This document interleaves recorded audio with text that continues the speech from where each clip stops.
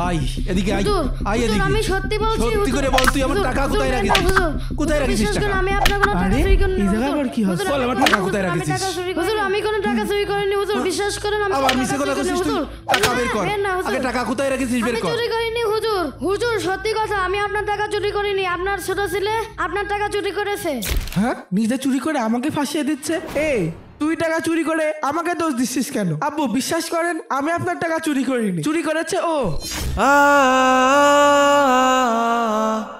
কি রে তুই আমার ছেলের নামে চোর অপবাদ দিছিস কি জন্য হাট ঠিক আছে আমার ঘরে দোষ দেয় না আপনি আমাকে বিনা দোষে মেরেছেন আমি এক্ষুনি আমার কাকুকে ডেকে নিয়ে আসতেছি যা তুই যার পারিস ডেকে নিয়ে আই এই তোমরা সবাই পড়তে বসো আমি মাদ্রাসার রানিং সেক্রেটারি আর আমার ভাইদের গায়ে হাত দিয়েছে ও কোন হুজুর ওরা ফিসে ফেলে দেব এই হুজুর চল এই তোর দুপুরের পড়া হয়নি কেন না পড়ে শয়তানি করো না যা তোর দুপুরি খাওয়া বন্ধ যা এই তুই আই দাঁড়া হুজুরের আজকে ফল্লা করব এই হুজুর তুই আমার ভাইদের গায়ে হাত দিছিস কে হ্যাঁ এইটা কিরকম ব্যবহার হলো আমি এই জায়গার শিক্ষক আপনি আমার সাথে তুই তুকারি করছেন কেন তুই কিটা তা আমি পরে চিন্তা করছি আগে কো আমার ভাইদের গায়ে হাত দিছিস কে আপনার ভাতিজা টাকা চুরি করেছে তাই আমি মেরেছি তুই কি আমার ভাইদের টাকা চুরি করতে দেখেছিস না আমি দেখিনি ছাত্ররা সাক্ষী দিয়েছে বাবা বাবা ছাত্ররা সাক্ষী দিল আর তুই আমার ভাইকে ধরে মারলি তোর হাত আমি ভেঙে ফেলে দেবো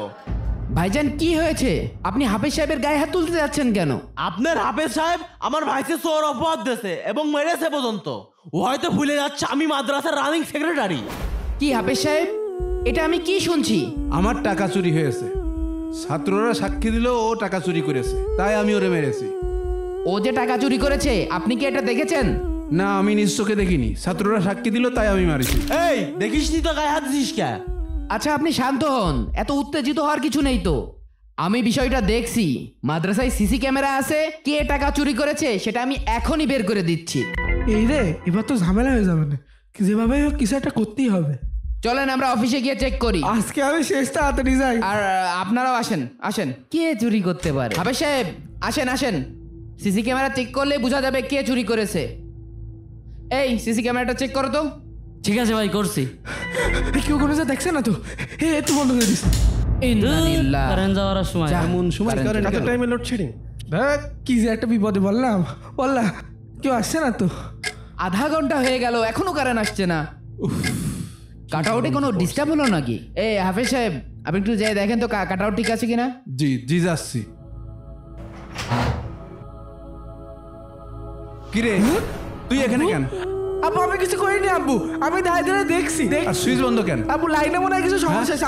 আমি কিন্তু এসব কিছু করিনি আব্বু এই কারেন্ট আলহামদুলিল্লাহ চলে গেছে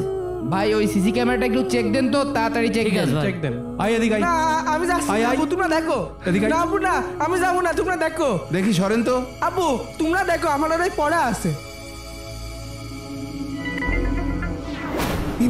কি ব্যাপার হাফেজ সাহেব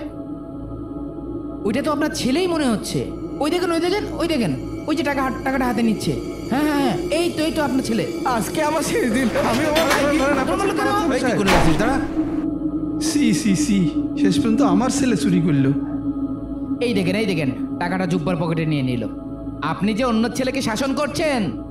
এখন তো আপনার নিজের ছেলে চুরি করেছে চলেন অভিভাবককে জানাতে হবে আসেন